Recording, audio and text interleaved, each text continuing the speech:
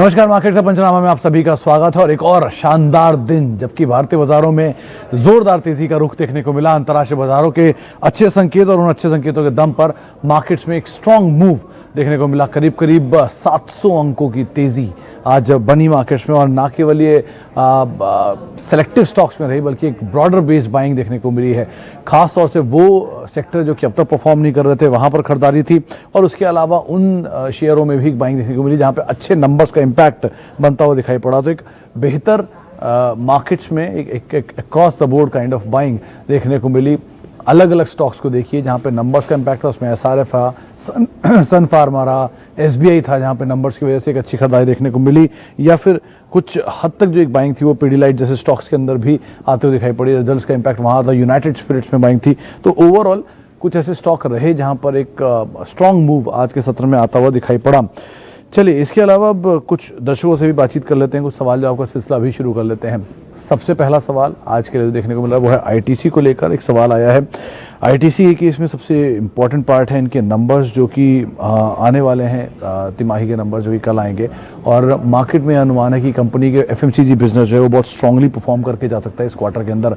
हालांकि cigarette business में थोड़ा सबड्यूड रहेगा, पेपर बिजनेस थोड़ा सा सबड्यूड रह सकता है, और इसके अलावा होटल सेक्टर में थोड़ा सा सबड्यूड नंबर रहेंगे, लेकिन एफएमसीजी स्पेस की तरफ से अच्छी परफॉर्मेंस आएगी। तो आंकड़ों पर उस लिहाज से आप नजर रखें। शेयर ऑलरेडी काफ़ी करेक्ट हो चुका है, तो बहुत कुछ नीचे जाने के लिए या खोने के लिए एटलीस्ट नहीं है।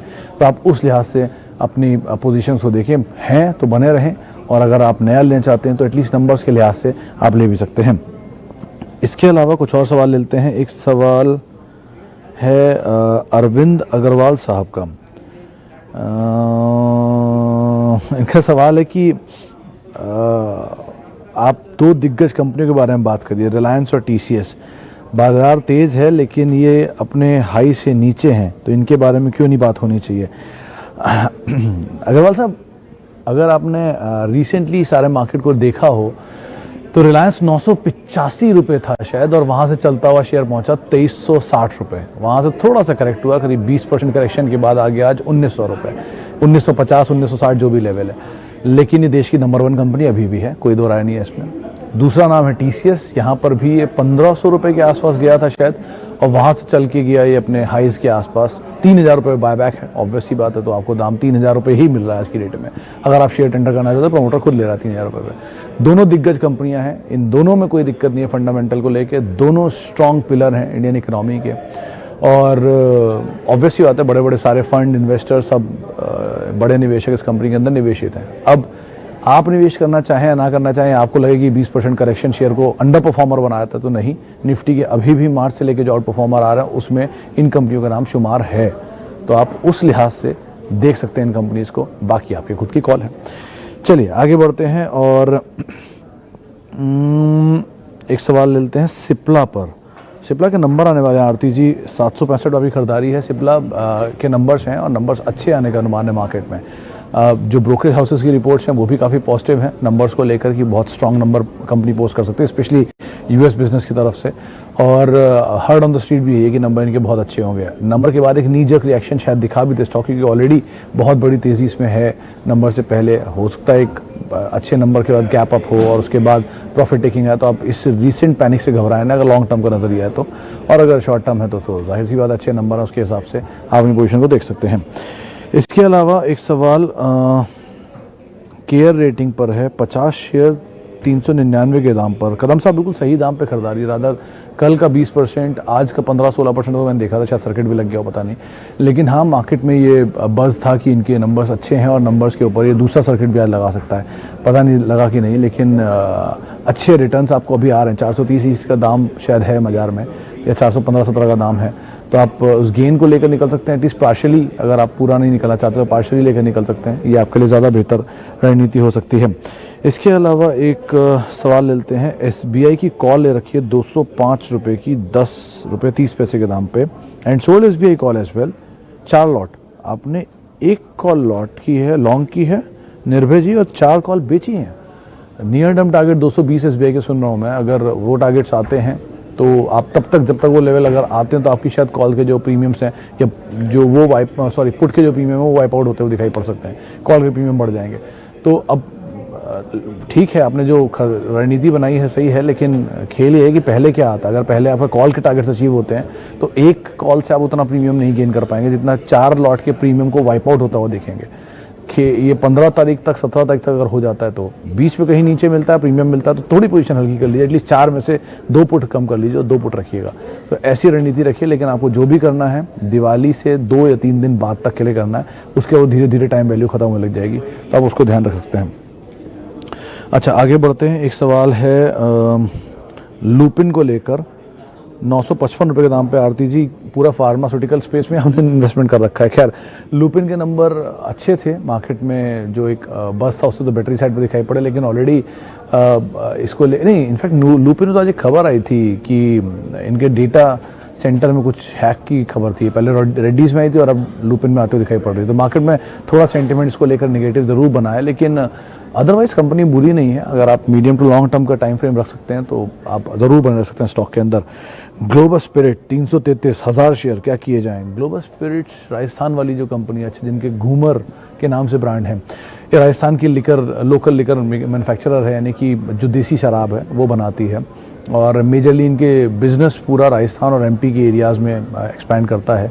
घूमर इनका सबसे बड़ा ब्रांड है जो जिसके तहत ये अपने अपने प्रोडक्ट्स को बेचते हैं। कंपनी ठीक है, सिचुएशन वाइज ठीक ठाक है, बहुत ज़्यादा फायरवर्क नहीं, लेकिन ओके कंपनी है। आप मीडियम टर्म के लिए एटलीस्ट रख सकते हैं, आपके दाम से नीचे है, लेकिन अगर आप इसमें जाना ही चाहते हैं लिकर स्पेस में, तो लीडर के साथ जाइए। यूनाइटेड स्पिरिट्स ऑब्वियस सी बात है, 75% मार्केट शेयर ओन करता है प्रीमियम सेगमेंट में, तो इस तरह की कंपनी के साथ जाइए। आज नंबर देखिए आप, कितना स्ट्रॉन्ग नंबर दिए, उसका रिएक्शन भी आया, और अभी भी ये बहुत फेयरली वैल्यूड है। आपको 4 साल में चार्ट में भले ही लगेगा कि ये शेयर तो चलता ही नहीं है, लेकिन आप अदरवाइज की सिचुएशन देखेंगे। डियाजो इस कंपनी के प्रमोटर हैं, वर्ल्ड के सबसे बड़े लिकर मैन्युफैक्चरर हैं, तो आप क्यों इनको छोड़ के किसी और कंपनी में जाना चाह रहे हैं? सेफ है, एटलीस्ट आप उस हिसाब से देख सकते हैं। अच्छा, आगे बढ़ते हैं। एक सवाल ले लेते हैं बाटा इंडिया पर, राहुल चड्डा साहब का सवाल है। राहुल जी, बाटा इंडिया आपने सिर्फ यही मेंशन किया कि इसके बारे में क्या बात करी जाए। देखिए, कंपनी पहली चीज़ तो आपको ये बता दूं, अगर आप बाटा के शेयर होल्डर हैं तो आपको डिस्काउंट वाउचर आते होंगे हर साल, या एक शेयर होल्डर को भी आते, 10 शेयर होल्डर को भी आते, तो वो तो आप रखिए ही। अदरवाइज स्टॉक वाइज भी स्लो मूवर है, कंजम्पशन ड्रिवन स्टोरी का स्टॉक है, क्वालिटी मैनेजमेंट है, क्वालिटी कंपनी है, क्वालिटी प्रोडक्ट्स हैं। प्रॉब्लम यही है कि चल नहीं रहा, क्योंकि ऑब्वियस सी बात है, ये स्कूल बंद हैं, ऑफिस बंद हैं, तो डिमांड थोड़ी सी सबड्यूड है। थोड़ा चीज़ों को नॉर्मलाइज और होने दीजिए कि डिमांड वापस पिकअप करेगी। अब जब मल्टीप्लेक्स शेयर इसी में भाग रहे हैं, लिकर शेयर इसी में भाग रहे हैं, तो इनका भी नंबर आएगा ही। कंपनी में कोई प्रॉब्लम नहीं है, आप एटलीस्ट कंपनी की साइड से तो फ्री हो सकते हैं कि इसमें कंपनी में कोई इंडिविजुअल प्रॉब्लम नहीं है। जो प्रॉब्लम है वो ओवरऑल सेक्टर में, तो अगर थोड़ा सेक्टर का आउटलुक सुधरेगा तो यहाँ पे सिचुएशन बेटर हो जाएगी। आप ले सकते हैं, नीचे के दाम पे एक्यूमुलेट कर सकते हैं, बने रह सकते हैं, और लंबे टाइम के लिए भी होल्ड कर सकते हैं, कोई दिक्कत नहीं सब चीज़ों में। अच्छा, गोदरेज प्रॉपर्टी 912 पे आपने खरीदारी कर ली है कदम साहब, तो बहुत करेक्ट हुआ है, नंबर्स से 2 दिन में ही रादर वॉश आउट हुआ है। इनफैक्ट 18-19% साफ हो चुका है, थोड़ा सा और होना चाहिए वॉश आउट, बहुत भागा भी था ये स्टॉक, तो थोड़ा कूल ऑफ हो, नीचे आपको मिले तो आप थोड़ा और ऐड कर सकते हैं। लेकिन कंपनी बुरी नहीं है, अच्छे प्रोजेक्ट हैं इनके, रियल एस्टेट स्पेस में सबसे well balance, well positioned company है, तो ब्रोकरेज हाउसेज भी पॉजिटिव है इसको लेकर, तो आप बने रह सकते हैं, ऐसा कोई दिक्कत नहीं है। लेकिन हाँ, अब आपका टाइम फ्रेम क्या है, आपने क्या सोच के लिया है, कहना मुश्किल है, लेकिन एटलीस्ट आप बने रहें, नीचे आप और खरीदारी भी कर सकते हैं। आगे बढ़ते हैं। बालकृष्ण इंटरनेशनल है या बालकृष्ण इंडस्ट्रीज़ है? डिसूजा साहब, मैं अगर बालकृष्ण इंडस्ट्रीज़ की बात कर लेता हूँ, जो टायर वाली कंपनी है, इसके नंबर कल आने वाले हैं, और बाकी टायर कंपनियों के कंपैरिजन में शायद इसके नंबर भी बेटर साइड पे ही आए। 2-3 चीज़ें इसके बारे में आप समझ लीजिए। पहला तो ये कंपनी डेट फ्री है, तो इससे सबसे बड़ा कंसर्न जो रहता है वो यहाँ नहीं है। दूसरी चीज़, ये कंपनी मेगा टायर्स बनाती है, मेगा एज इन 6-6 फीट के टायर्स, 8-8 फीट के टायर जैसी जो सिचुएशन होती है, 56-56 इंच के टायर, वो तरह के टायर ये बनाती हैं। ये टायर का इस्तेमाल सारे बड़े जो ऑफ रोडर्स हैं उनके लिए इस्तेमाल होता है। अदर यूएस में ऑफ रोडर आपने कभी सुना होगा, वो ट्रक रहता है, उसको बोलते हैं मॉन्स्टर ट्रक रेस, वो यही ऑर्गेनाइज करते हैं, उसके की प्लेयर होते हैं। तो इस तरह के ये टायर्स बनाती है। डिमांड इंडियन फ्रंट पे ट्रैक्टर्स की डिमांड अच्छी आई है, कमर्शियल व्हीकल की डिमांड थोड़ी सी बेटर हुई है, तो उसकी वजह से इनके Q-on-Q बेसिस पे नंबर बेटर होंगे। और यूएस में मेगा ट्रक्स, क्योंकि यूएस के तो आंकड़े आप देख ही रहे हैं, क्लास 8 के भी नंबर ठीक थे, तो नंबर ओवरऑल बेटर साइड पे होंगे। और हमेशा जब कंपनी डेट फ्री रहती है उसमें पेन कभी नहीं होता इस चीज़ का कि इसकी इंटरेस्ट कॉस्ट कैसे बढ़ेगी या सिचुएशन मार्जिन कैसे जाएंगे। अब मार्जिन जाने का सवाल ही नहीं उठता जब आपके पास डेट नहीं है। तो वैसे भी कंपनी अच्छी है और अदरवाइज भी इसके नंबर ठीक आ रहे हैं, तो आप दोनों लिहाज से लॉन्ग टर्म शॉर्ट टर्म बने रह सकते हैं।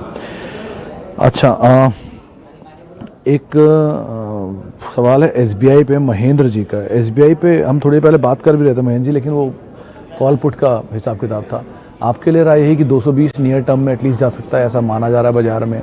और लॉन्ग टर्म के लिए तो देश का दिग्गज बैंक है ही, थोड़ा नीचे मिला तो ज़्यादा बेटर था, लेकिन बहुत बड़े फायरवर्क की उम्मीद आप हमेशा ना रखें। निजी बैंक थोड़ा आउट परफॉर्म करेंगे शायद।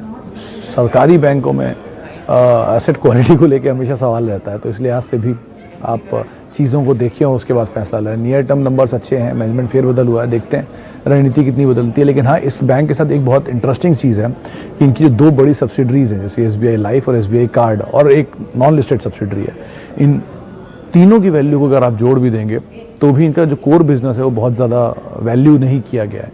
तो अगर बाजार वो फेयर वैल्यू देता है तो जाहिर सी बात स्टॉक में बड़ा पोटेंशियल बाकी है। भसीन साहब हमेशा बात कहते भी हैं। तो आप उस लिहाज से अगर लॉन्ग टर्म रख रहे हैं तो फिर आप रख सकते हैं, लेकिन मीडियम टर्म में बहुत ज़्यादा बड़े फायरवर्क की उम्मीद एटलीस्ट आप ना रखें। जुबिलेंट फूड मोंटू R भगरथिया साहब, भगथरिया साहब, माफ़ कीजिएगा मोंटू जी, आपका सवाल नाम को मैं ठीक से प्रोनाउंस नहीं कर पाया। लेकिन जुबिलेंट फूड बहुत महंगा स्टॉक है, करीब 100 के मल्टीपल पे जा रहा है स्टॉक, 2300-2400 की रेंज में। कंपनी अच्छी है, इसमें कोई दो राय नहीं है। मैनेजमेंट अच्छा है, भारतीय ग्रुप की कंपनी है, उसमें भी कोई दो राय नहीं है। प्लेज स्लाइटली है लेकिन ठीक है, मैनेजेबल है सो फार। कैश फ्लो स्ट्रॉन्ग है, डेट है हल्का बहुत, वो भी मैनेजेबल है। प्रोडक्ट्स भी अच्छे हैं इनके, एक्सपेंशन मोड पे भी हैं, 20-25 स्टोर खोल ही देते हैं वो साल में। लेकिन स्टॉक देखिए 2010 में 300 रुपये का होता था और वहाँ मतलब 300 रुपये प्री बोनस होता था, और आज आपके सामने पोस्ट बोनस 2300 रुपये का शेयर है। तो 150-160 रुपये का शेयर आज 2300 रुपये में दिख रहा है आपको। मोर लेस ये 20 टाइम्स के आसपास पहुँच गया। आप पिछले 10 साल का सबसे बेहतरीन प्रदर्शन वाला IPO है ये, तो थोड़ा इस यहाँ से आप घबराएं इसमें। बाकी तो अदरवाइज़ कोई दिक्कत नहीं है। बहुत लोगों को मैं जानता हूँ जिनके पास 150-200 रुपये के शेयर पड़े हुए हैं आज भी, वो लेके बैठे हैं, उन्हें कोई टेंशन नहीं हो रही। आप इस तरह का टाइम फ्रेम रखते हैं तो बात अलग है, लेकिन अदरवाइज़ फॉल में लेने लायक स्टॉक है। अभी इस टाइम हाथ डालना थोड़ा भारी पड़ सकता है। अच्छा, लेमन ट्री, फैंसी साहब का सवाल है। लेमन ट्री के लिए सर बहुत चला था रिसेंटली ये शेयर, जब कुछ डेट को लेकर रिकास्ट हुआ था, सिचुएशन बदली थी। लेकिन अदरवाइज होटल स्पेस में Indian hotel is the best. Damani साहब का भी स्टेक है उसमें, तो आप जानते ही हैं। नहीं, इंडियन होटल में, इंडियन सीमेंट में, एनीवेज मैं कंफ्यूज हूँ, लेकिन Indian hotel is better property. उनके पास रेवेन्यूज़ भी उनके ठीक ठाक थे, इससे तो बेटर ही है एटलीस्ट। लेकिन हाँ, छोटे डिनोमिनेशन की वजह से, स्पेकुलेशन की वजह से अगर आप बने रहना चाहते हैं, इज़ अ डिफरेंट थिंग। लेकिन लेमन ट्री ठीक है, प्रॉपर्टीज़ अच्छी हैं, थोड़ा डेट का कंसर्न है, उसको आप अगर दूर होता हुआ देख रहे हैं तो कोई इशू नहीं है। लेकिन बेटर इस पूरे सेक्टर में लीडर के साथ रहना ज़्यादा बेटर रहेगा जब बाज़ार ऑलरेडी इतना तेज़ होता। अच्छा, एक आखिरी सवाल और लेता हूँ। सवाल हर रोज़ की तरह एयरटेल, सुबिन तलवार साहब का सवाल है। सुबिन जी, मुझे नहीं पता आपने किस भाव पे खरीदारी की है, लेकिन एयरटेल बहुत चला है। रिलायंस के रिसेंट फॉल में एयरटेल का बड़ा जैकपॉट लगा था, तो उसमें वो बहुत चला था। तो एयरटेल के लिए वैसे तो इस कंपनी में ऐसा कोई इशू नहीं है, ब्रोकर हाउसेस रिपोर्ट 750 रुपये टारगेट दे रही है इस नंबर्स के बाद। लेकिन अदरवाइज़ एक ही दो फ्लॉ हैं। एक की अंडर परफॉर्मेंस है over a period of time बहुत बड़ी। दूसरा, आगे का आउटलुक अभी भी ठीक है, कोई इशू नहीं है, दो ही प्लेयर हैं, लेकिन चल नहीं रहा थोड़ा, तो इसलिए लोगों को पेशेंस निकल जाता है। लॉन्ग टर्म के लिए कोई कंपनी बुराई नहीं है, आप बने रह सकते हैं, नया निवेश भी कर सकते हैं नीचे के दाम पे। अगर आपके पास है तो आप होल्ड करें, मीडियम टर्म में आप प्रॉफिट लेकर निकल जाएं, वो ज़्यादा अच्छा ऑप्शन रहेगा। नीचे के दाम पे मिले तो आप वहाँ पर दोबारा एंट्री कर सकते हैं। चलिए, माफ़ी चाहूँगा, इससे ज़्यादा सवाल ले नहीं पाऊँगा, समय थोड़ा ख़त्म हो गया है। जिनसे हमने बातचीत की उनका बहुत बहुत शुक्रिया, जिनसे हम बातचीत नहीं कर पाए उनसे हम माफ़ी चाहेंगे। और आप मेरे साथ जुड़ सकते हैं @सुमित रिसर्च, ये मेरा ट्विटर हैंडल है। नमस्कार।